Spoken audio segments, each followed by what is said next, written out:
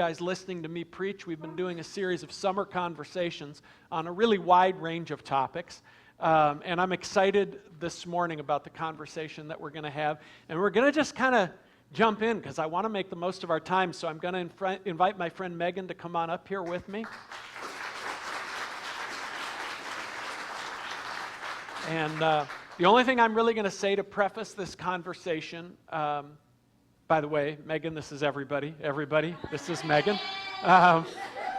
So the only thing I'm really going to say is I'm obviously, there's probably somebody who will think like, Pastor Fran, don't you know that these are controversial topics in the Christian community? Of course I know that. We all know that. And so there are certainly people who have heard about what we're doing this morning, will hear about it, or will see it online, and they'll have, negative things to say about it. Here's the thing I've learned is that the reason for a lot of people, it's what they've been taught, but the reason for a lot of people that there's such a strong reaction is they actually don't know someone like Megan, and they haven't heard somebody's story.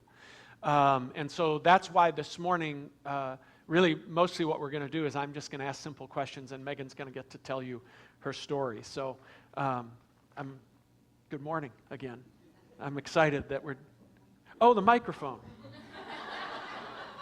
Hard to tell your story if nobody can hear you, right? Thank you.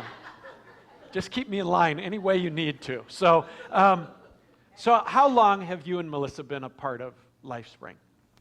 I think we started coming in the fall of 2022. It was at the time that the church was kind of exploring whether they were going to be a affirming church or not. So you had a series about the LGBT community and specifically the clobber verses in the Bible. Right. Yeah. If you don't know, if you're new here, we had a long journey with this. Don't have time to tell you that whole story this morning, but it really was about a 6-year journey. It kind of got slowed down because of the pandemic, but we went through. And I still remember the first night I met you guys because it was a little unusual.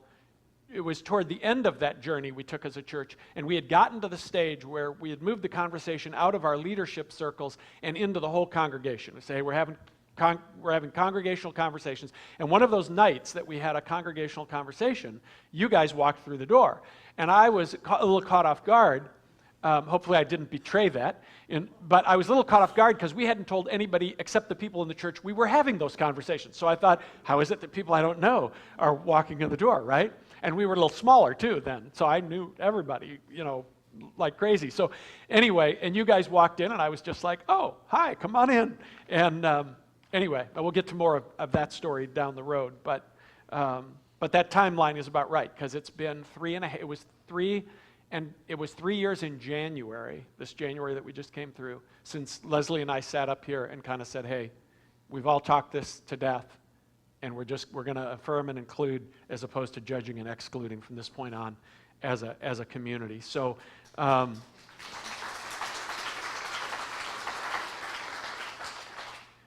so you've taken a journey that we're going to talk about this morning that most people, I think, still only hear about like on the news or in social media. There's so much conversation about transgender stuff these days, and that's where people are getting their images, their pictures, and they've not really had an actual relationship with someone who's been down this road. So can I just ask you, like, how long did you know something felt off between kind of your identity and your body? Like, how young were you? And where did it start? I think it all started in grade school, probably kindergarten. That's usually about the age that kids start to develop a sense of gender. And so I was kind of right along with that. But I think the unusual part for me was that the gender that I was supposed to be feeling, I didn't feel it. And it really kind of came more apparent as classrooms started to divide up. The girls would go here and the boys would go there, and I felt like I was in the wrong line, and I felt like that pretty much all my life. I'm just like picturing you as a young child. That's so hard to imagine for those of us who never experienced that sense of gender dysphoria. you as a young child thinking like, why am I over here, right? And nobody else would have been thinking that or noticing that or seeing that, and yet you were experiencing that on the inside. So was it more, I mean, I think sometimes when people talk about transgender stuff, they lump it in. I mean, it's a good thing that we put LGBTQ together because this is a group that have been marginalized for a variety of reasons. But they lump it in as sort of a sexual thing. But you're a little kid. That's not a sexual thing. That's just a sense of. So was that like a vague feeling inside you at first? And did you start to sort of put your finger on it more as you got older, or? I think it was just a vague feeling at first, and back in those days, the name didn't even exist, gender dysphoria as a term. So I think people were just, the scientific and medical community were just starting to kind of get a grasp on that. But I think as time went on, and especially high school and college, when I had access to medical journals and I could kind of do my own research, I was starting to understand what I had been feeling all my life. It's just, that's as many conversations as we've had now about your story, your journey. Like the idea of not being able to find any information and having to sort of research your own life. That's crazy, right? I'm a cisgender straight white guy, right? So my whole life, there's a zillion people out there living it, it's observable, whatever. For you are literally trying to research your own existence and try to make sense of it. So how do I ask this? So early grade school, you start to know something's different, something's off, however you would describe that. So how many years did you live with you being aware of this in yourself and nobody else knowing? How many years are we talking in your life? I think it was about 40 years that I was silently suffering with this. We just started this conversation. I feel like this is a moment where I just want to say to all you guys, like, just pause and try to take that in. Just try to take in 40 years of your life that you know something really significant about yourself, which is bound up with all kinds of other struggles and shames that we'll get to, and nobody else knows it, and you can't tell anybody. Again, that's maybe the greatest gift you've given me in our friendship is making me realize how the struggles that you've had, and there's no parallel to them, to most of them in my life, which is the thing I just never understood.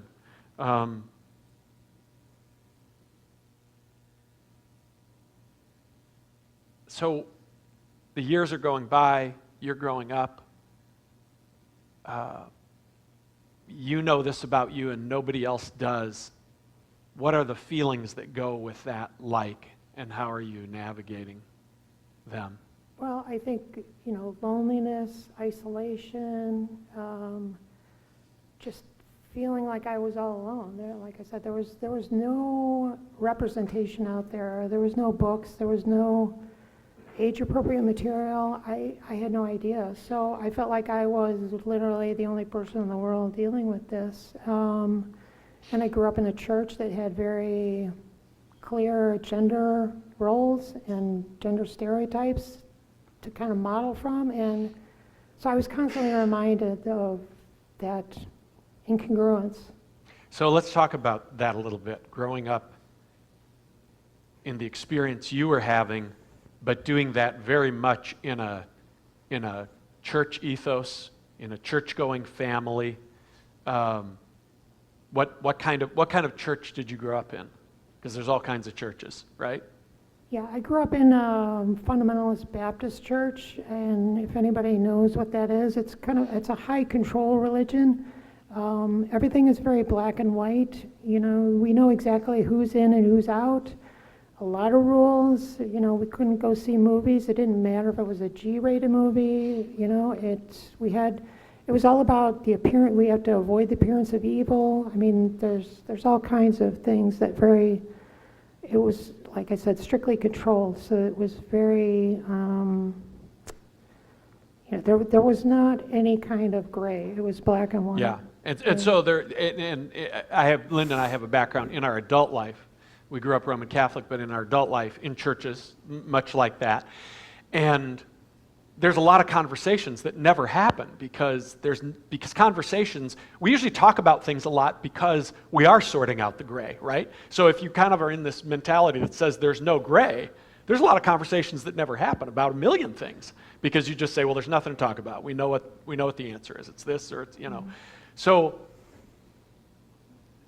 and we talked about this before that, when you were in those growing up years, even your teenage years or early adult years, it's not like now. Now all kinds of, and part of that's the political landscape. There's all kinds of conversation about transgender stuff, right? But there wasn't when you were in that place. But I know enough about the kind of church you grew up in to know that the male-female delineation had all kinds of markers, how people acted, how people dressed, that it was very clear, I don't know, does that make sense? Yeah, I brought that up, that there was, I didn't feel like I fit in the group that I was supposed to be in. I was very uncomfortable, so it was kind of getting back to the silent suffering and the fact that I couldn't tell anybody in the church that I went to, people that said they loved me, I couldn't talk to these people about this. And so I left that church with a gift of shame that kind of lasted probably up until a little while ago. It caused religious trauma. So I think some of us, and it's been too late in my life, some of us are just really coming to terms with the amount of shame that our moralistic sort of versions of Christianity, our high control versions of Christianity, have dumped on people. And it's sad. It seems like when I read the Gospels, Jesus is trying to free people from shame.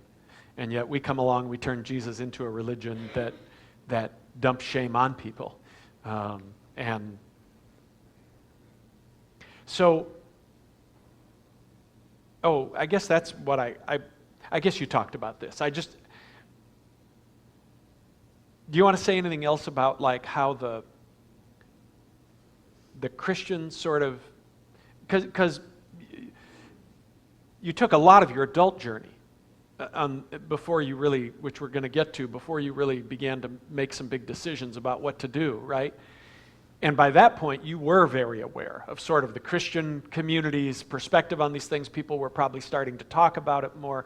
What kind of impact did that have on you, knowing that here you've had this long Christian journey in your life, and yet the very community that journey is bound up with sees people like you a certain way? How did you process that, or what did that make you feel? yeah, I just felt, again, just very isolated and alone. I kind of just was there physically, but not mentally. So I just kind of checked out because I didn't feel like I belonged. There was no sign that I did belong. I think it's amazing that you continued to seek to take a Christian journey. Like, because we know so many people in the LGBTQ community who just at some point realized, like, there isn't a place for me in church, and they just said, I'm done, and that's it. And yet, it just amazes me that you continued to say, no, I think there's something to this God thing, and I'm still going to try to figure out how in fact, when you and I first had coffee, I came home. I don't know if Linda remembers this. I came home, and I told her who I was meeting for coffee, and she's like, how was your conversation? I said, it was really, really good. I was sort of blown away by the conference because I was hearing your story for the first time. And then I said to her something like, and she knows all the theologians I read. Like that, like I was blown away. I'm like, you're one of the most theologically well-read people in this church community, if I can say that. And I was not prepared for that. And maybe that was just a prejudice on my part, but it was like, I would say, well, that's kind of like the thought of this, or you would mention somebody, and I'd be like, oh, you know who that is? So, So boy, doesn't that tell you, like, don't judge a book by its cover, right? You don't know what people are thinking, reading, how smart they are, what they've learned, the experiences they've had, but we all, right? Our moms were telling us that when we were 5. Don't judge a book by its cover, but it takes us a long time to learn. So eventually, you came to the place where you felt like something had to give, something had to change. What brought you to that place? I think, there's a lot of people that transition later in life, like I did, where we talk about, kind of a bell going off. We've repressed it all our lives, and then for whatever reason, we just can't do it anymore. For me, I started to become kind of a workaholic. I was working for a narcissist boss. I think that kind of, started things, and I think it was just, I got to a point where I just didn't want to be on the earth anymore. I just wanted to leave.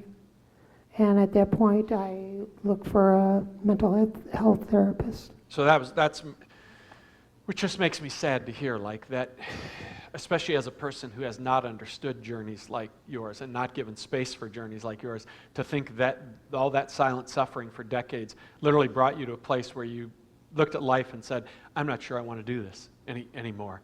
And so then you went, you found a therapist. So just talk about kind of what the process was of beginning to say, like, okay, I've got to do something. Yeah. What did you do? I was with that particular therapist for about 8 months. I was seeing her about every 2 weeks. It was pretty intense. And I think we worked basically or mostly on just anxiety and depression. I just wanted to kind of clear the forest before I started to do anything with the gender identity component of it. So after those 8 months were up, I just felt like we weren't really clicking, and so I went to look for another therapist. I went to see a Christian therapist for a couple of visits. She's graduated from Wheaton College, and I asked her, I said, I've prayed all my life for healing and it never came. What happened? What's wrong? And she said, God made you that way. And hearing that just lifted about 30 years of shame off my shoulders. And then at the same time, I was looking for any kind of books out there that were from, Christian perspective. There weren't a lot out there. This was 2016. And the year before that, a Christian psychologist, Mark Airhouse, published a book. And that, again, the message that I heard from him, the same thing was, this isn't something you did wrong. This isn't something that, you're not broken. So it was very encouraging. And then I got with a new therapist, and I was with her for about 8 years, up until about the time that our insurance plan kind of cut ties with that particular medical group. But yeah. Yeah, when I think about, part of what I think about when I think about you navigating this is like when that therapist said to you, God made you this way. Like, had anyone ever said that to you before? Like, that it's okay that you're this way? Like, this isn't something you did wrong. You're not broken in some way. It makes me think about, it's not the same, but there's a parallel with like what our friends in the gay community have experienced, because we had, probably from the late 60s up through the late 90s, so 40 years, we had the gay conversion therapy movement and Exodus International, and what people, that's a question. Along the way, did you ask God to heal you of this? Yeah, I was constantly doing that, and it never came. And I just thought, well, maybe I just wasn't doing things right. I wasn't keeping all the rules of that fundamentalist church. But, with the experience that I've heard from other people that have been in kind of more even on fire for God than I was, like I've got a friend who graduated from Dallas Theological Seminary who transitioned.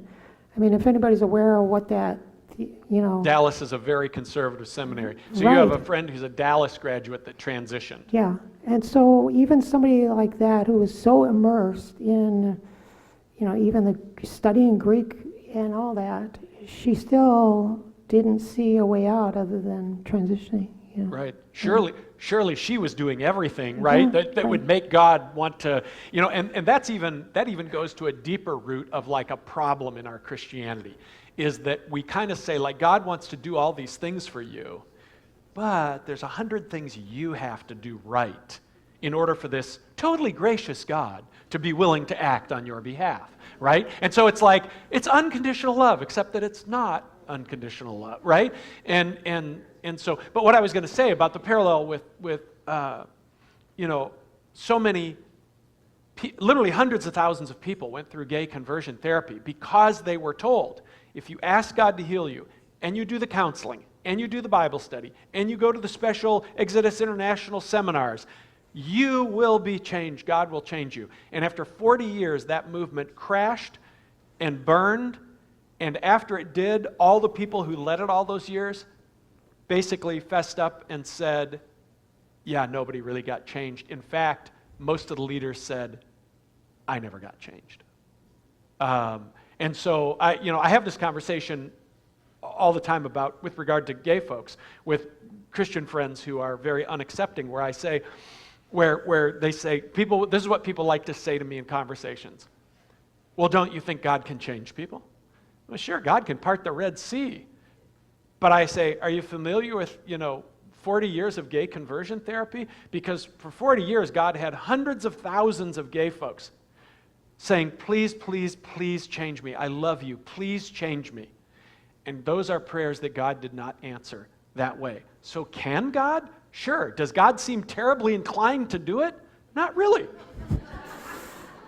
Really, I don't know how else you take that data and process it, right? And so for you, yeah, it's not you. It's not something you did wrong. It's not, you knew from the time you were like freaking kindergarten that this was how you were made. And so,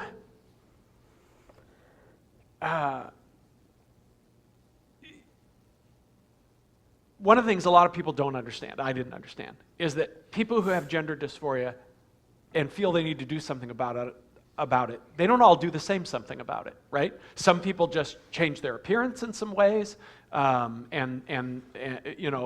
they present one way in a certain setting in their life and a different way in a different setting in their life, and that sort of is enough to, I don't know how to say it, make them feel more like they're normalizing, their life in a way that they can live with.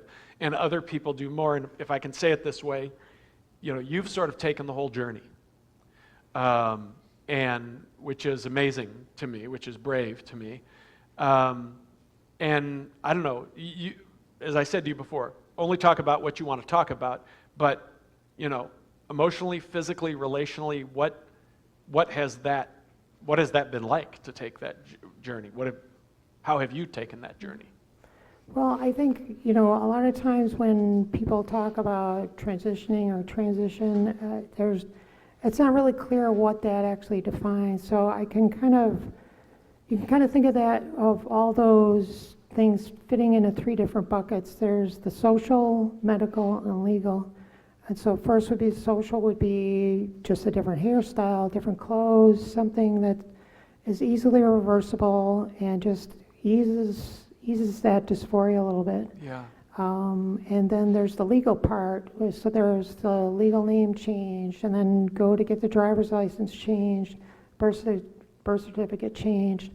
In the state of Illinois, the legal name change, at least the time that I did that, I had to pay for and publish 2 small ads in the Daily Herald, 2 different weeks, that basically told the world that I was changing my name. Why I had to do that, I have no idea, but I didn't even think anybody read the paper anymore. Yeah, right. Nobody reads the paper anymore. Yeah. There's a long history of that public notice stuff with legal stuff, but it does seem odd that for this, you would need to do that. Yeah. But. So that's the legal part, and then the medical is kind of self-explanatory. It's HRT or hormone replacement therapy, and then surgeries. Yeah.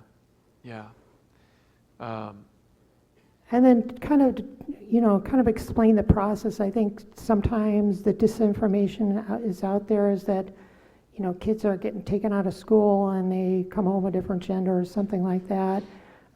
Just to kind of explain the whole process of what that's like. There was typically about a 6 to 8 month time between the time that I asked for a consultation with a surgeon to the time that I actually got it. After that consultation, there was probably another 6 to 12 month wait from the consultation to the time of surgery. In between there, depending on the type of surgery, I had to at least get one, if not two different letters from two different therapists that basically said, this person is suffering from gender dysphoria. They know exactly what is involved here. They understand the complications, the risks. And then for whatever reason, if the time from that letter goes beyond a year, I've got to start over again. I've got to go get new letters and get that over done. The other thing is if there's any kind of complication, if I had like a fever the day before surgery and it was canceled, I'd have to go back into the back of the line and start all over again. So it was, emotionally, it was kind of terrifying because I never knew, A, how long it was going to take, and B, whether it was actually going to happen. I had this last situation where I had called to check up on a referral, and the woman on the phone said the referral has been denied. This is like 5 days before the surgery. And what had happened was the nurse that denied it had pulled a quote from the University of Chicago that had pediatric in their quote. So it was at the time that University of Chicago decided to discontinue all pediatric gender-affirming care. Well, this particular nurse happened to delete pediatric, and it came out as University of Chicago is ending all gender-affirming care for all patients. Out of her own personal bias, she changed a quote to say that the University of Chicago was saying something about your surgery that it wasn't saying. Right. And so I had to immediately get with my primary care physician to get another referral request and then have that rushed through and processed in time for surgery. And I think with some of this stuff, when people think about, because it's obviously politically, it's a hot topic, right? Trans stuff in general, trans surgeries. And people have this impression that with some of these surgeries, like, everybody's just out there willy-nilly doing this stuff. And you're like, yeah, if it were only that easy, right? It's not like that. And then, and you hinted at this, but let's just put the spotlight on it for a second.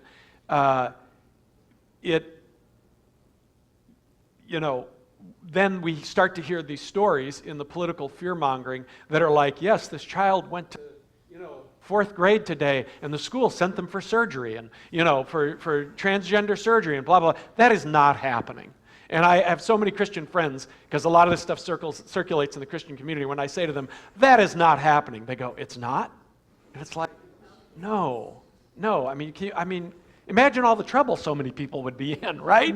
It's just, but that is kind of what we're suffering from. So one of the things that I wanted to talk about before we go any further is just a lot of times what people don't think about, and this is true for all kinds of people that we would say are part of the LGBTQ community, is the losses that people experience when they decide to take these journeys. So can you tell us a little bit about the losses you have experienced along the way?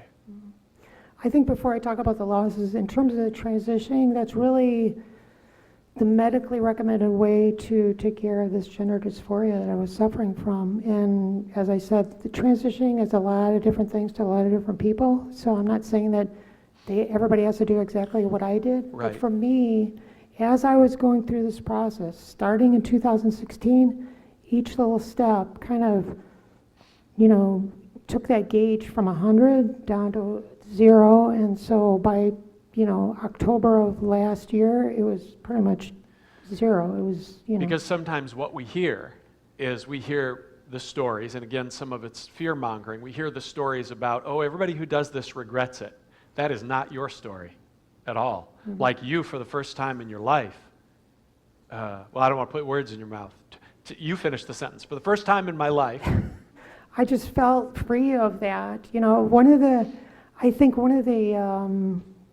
descriptions that people might understand is how persistent it is I am at the age now where I've got tinnitus, the ringing in the ears. And so the first thing that I am aware of every morning is the ringing in the ears, And then pretty much when I go to bed at night, I hear that, and I'm hearing it right now. And so that's how persistent, consistent that feeling of gender dysphoria is. Right. It's Always there. Yeah. Always there. Right. But not now for Right. you. Yeah. Which makes me really happy, if I can just say it that way, that I've had ups and downs in my life. I've had some significant struggles, but I've never had one long, persistent struggle, anything like what yours has been. And for you to be able to say, that I'm not carrying anymore. Oh, it's so good. It's so good.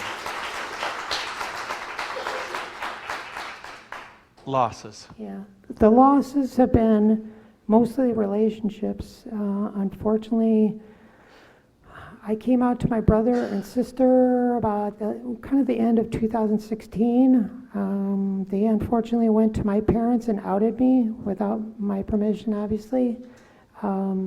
January 2017, my brother said he doesn't want anything to do with me until I get right with God. And shortly after, my sister pretty much did the same thing. I haven't really spoken to either of them since then. We have not been invited to a couple of weddings, so we've missed out on that. There was recently and then also on Melissa's side, as their family started to find out, it was the same thing. They just didn't want anything to do with me anymore. And I kind of just was dropped out of their attention span. And there was recently a death in the family. There was a funeral. Melissa went, and I read the obituary, and I was kind of surprised to see that my name was not in there. And it wasn't even like they used my old name. They didn't use my name at all. So I was just gone. Yeah. Disappeared. Right. Yeah. And so friends from my old church, I haven't heard from them, even the neighbors. I have a neighbor that's very conservative, Christian. He used to wave as I would drive by. Now I kind of get a scowl from him. I had a neighbor that's kind of like Wilson on Home Improvement, kind of yells across the fence. I remember Wilson. I haven't heard from him for several years, many years. So even that, the relationships are, either they're awkward or they just don't accept me. I don't know. It's probably some of each, and Yeah. more one for some people and more something else for other Right. people. But I sometimes, Linda's and my story. We grew up Catholic, but we spent our late teens to early 30s in very, very, I don't really like using the whole conservative progressive paradigm, but sometimes it's descriptive, just very conservative, fundamental evangelical, in our case, charismatic type churches. And I sometimes now look back and I think, because I'm like you, I'm well-read. I get the church landscape. You and I could talk all day long about different kinds of churches, different theologies, how they developed, and, but mostly people are in churches and they just think this is the one version, right? They don't know the landscape. But I look back and I think, how is it that we have cultivated so much faith in which kindness is not a primary virtue? That just blows me away, and I was guilty of it. I bought into that kind of faith, and it was, God is here, and He's got His rules, and He's judging these people, and He's judging these people, and then you read the New Testament, and even guys like Paul, who were total jerks in the beginning, go on and on about like kindness, and let everything you do be seasoned with kindness, and we see Jesus, and Jesus is like, I always say Jesus has it's not that Jesus doesn't talk about right and wrong sometimes, but He's got judgment in His back pocket and relationship in His front pocket. And He's approaching everybody. He wants to know what's happened with them and how they got where they are and how can He bring healing and grace. And when He says to people, your sins are forgiven, what He's really saying is God is not looking to destroy you. That's what He's saying. And yet we develop this thing, and you guys, your losses with your families, a lot of that was fueled by this same Christian ethos, because it's the church that has told us who God is against, and I remember somewhere in my maybe late 40s, early 50s, having this great revelation that what if God isn't actually fundamentally against anybody? What if God is for everybody? If God is for us, Paul says, who would it matter that anyone is against us? And you're like, oh, but we're against all kinds of people, So I want us to, go ahead. Just to balance the loss of the family, I said this in the first service, I forgot this until now. During that time of losing family member after family member, I finally decided, I was adopted as an infant. So about this time I thought, you know what, I'm going to take that Ancestry.com test and see what I can find. And so with a little bit of help from one particular cousin that I connected with, I happened to find my family, and I've got some great, half-sisters that fully accept me as Megan. So that was kind of the positive part of that You story. kind of lost a family and found a family. Yeah. Yeah, that's beautiful. That's, yeah. I sometimes wish I hadn't had such a hard journey of accepting certain people. Like sometimes I see people, even in our church community, who just, from the day they walk in here, they just have always seemed to be those people who just accept everybody. And I think, man, I had to go way around the block to get to that place, So kudos to them that you reached out to them and they were like, open arms, hey, So let's zoom out for a minute, because you don't get to live your story in a vacuum, and we're in a particular cultural moment with all these kinds of things. One of the interesting things you told me, and I went, as soon as our last coffee, I went and looked it up because I was like, I want to know more about that, is that compared to years ago, more people now than, say, 10 years ago know a transgender person, but the acceptance level of transgender people in our culture has actually gone down. And I don't know what all the factors are of that. Some of that is probably the political culture war thing that's being waged. Because what we've seen, for example, in the gay community is that the more people who know someone who's gay, the acceptance level has gone up, right? Because they've said, oh, it's my friend, it's my brother, it's my my nephew, whoever it is. So there's a lot of wrestling with acceptance out there. And the other thing that was really interesting to me is, we talked about when we had coffee this last time, was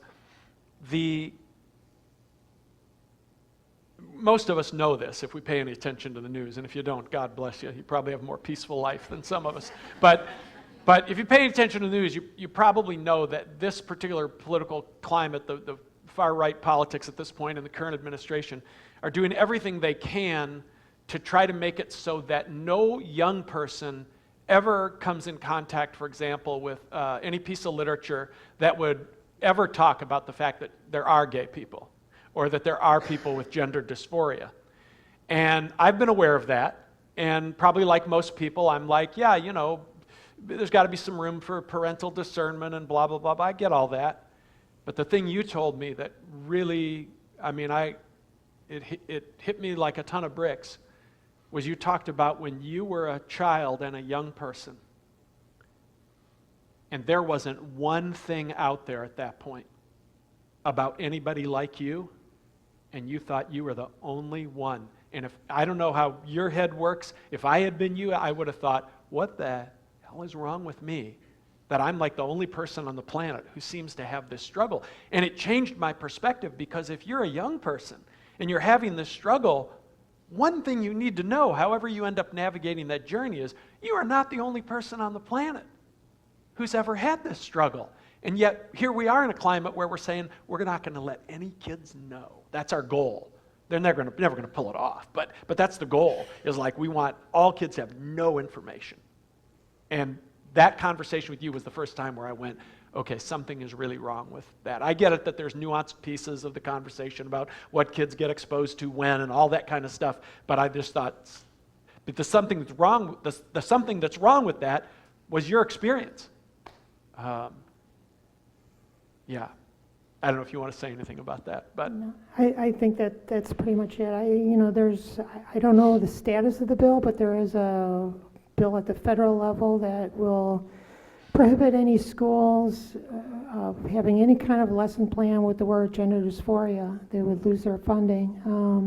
So they're very serious about trying to strike that out of any kind of curriculum.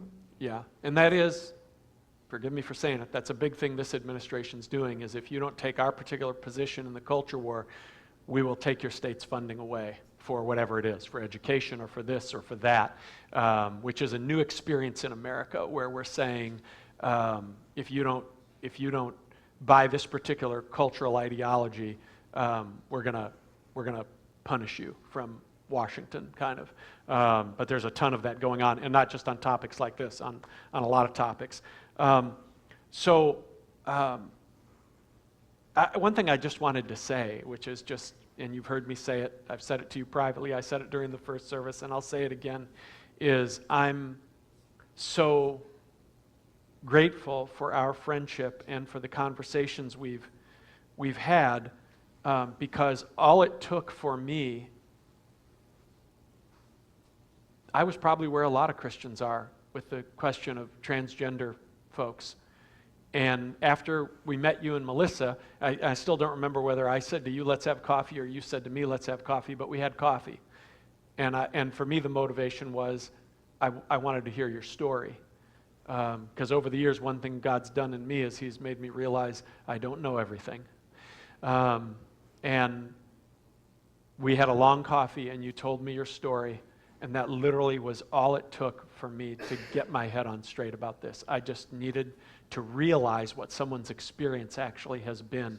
And I walked away from that coffee saying, I've been wrong about this, and I'm done being wrong about it. And I'm grateful to you because that's a gift that you gave to me. And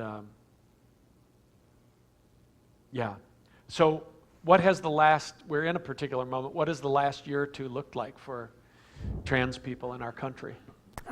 It's not been very friendly. I happened to kind of see a friend of mine who right now is in Spain with her family. She shared a Facebook memory from a year ago with her family standing in the airport at Philadelphia with 17 pieces of luggage that were basically everything that they owned from their apartment, and they were heading to a new country that they thought was really a new land of opportunity. The United States was no longer home to them. I know another family, the same thing, they moved to Valencia. I've got a friend who happened to live down in Boys Town, which is a big LGBT community in Chicago, a very safe area, but she was able to get transferred to the Madrid office of her company, and so she's out of harm's way, I guess you could say. I've got another family that moved to New Zealand. I've got a friend who sold her condo in Scottsdale, Arizona, and is now teaching English in Vietnam. You know, they're going to those kind of steps to just get away from here. Right. Currently, there was recently a case where a transgender man in Florida was fired. He started a case with the EEOC, the Equal Employment Opportunity Agency with the government. They told him by phone and by email that they were no longer going to handle his case, even though the Supreme Court decided in 2022 that you can't fire anybody for being gay or transgender. The government is basically saying, well, the law is there, but they're just not going to enforce it. Right. Yeah, so that's... And I don't know what the current status is. I know that, I don't know if it was a year ago or 2 years ago, Iowa changed its laws so that people could be, they could be denied housing and jobs based on being transgender, under the law. Not only that, but they removed the protection for transgender people, and then they went to the extent of passing a law that no cities within Iowa could reverse that decision. So it's like they locked it So up. a city couldn't say, yeah, but within our confines, Right. we're not going to do that. Yeah. They said, no, you you have to do that. Yeah. And I mean, when we start getting down to, that's the thing, like, I don't know if anybody noticed on my little summer conversations graphic we've had up there every week, there's a little sign on the car door that you can't read. I put that on there this week. And you know what, if you could look really close, you know what it says? It says, "We the people" means everyone. Because when we start saying we can take away people's right to housing, we can take away people's right to employment, people can be fired for these kinds of things, I think that's where we're in a lot of danger as a democracy, as a country, and I feel like we're kind of on the verge of that. So if someone was sitting here today and they're 15 years old and they're like where you were at 15 and they're silently suffering and carrying this and they're terrified of saying it out loud about their own life, what would you want them to hear from this church? I think that, you don't have to be afraid of us. This is a home that's accepting, that this is not going to be a place where you can build up years and years of shame for who you are. Just a place of safety is what I would want them not only to hear, but to feel. Yeah, and I would hope that young people growing up in this church, or anyone who comes into this church who has silently struggled with questions of sexual orientation or gender identity, any of that, would maybe find somebody here eventually as they build relationships that they would think, I could actually talk to somebody here about this. Because in most churches, that's not something you're going to open your mouth about. We were taught, some of us were talking in between services, that if this conversation happened in most of the churches that like where we came from, the kind of church we came from, everybody's hair would be on fire. And then at the end of the service, I would be fired. And that's how that would sort of work out, What's one thing a church like ours could actually do beyond just being kind when the topic comes up? I think it's more than just one thing, but I think overall it would just kind of plan ahead. I know one of the things that I talked to you about, I don't know if it was at that coffee or another time, was I had no idea where any of the bathrooms were when we first came here. And, it's not that big of a church. It should have been easy to find, but, I didn't know that there was kind of an all-gender bathroom here. And which wasn't marked that way. And I suggested And that, you did. Yeah, and so you put those signs up. So that's I'm what hoping that's when you first started to trust me. You said, could we do something about the signage on the bathrooms? And Yeah. I said, yes, we can. And I think you were like, oh, good. Yeah. So I haven't gotten that parking space that I asked you about. Hey, have to if work you've on that. noticed, there's no special pastor parking space either. But I think, seriously, it's just being ready, kind of exploring how can we be an accepting church. And that starts from the time they come in the door, no matter what age appropriately, let them feel safe that this is the place. Yeah. So I forgot to say this first service, so I want to make sure I say it now. So Megan's a very skilled professional.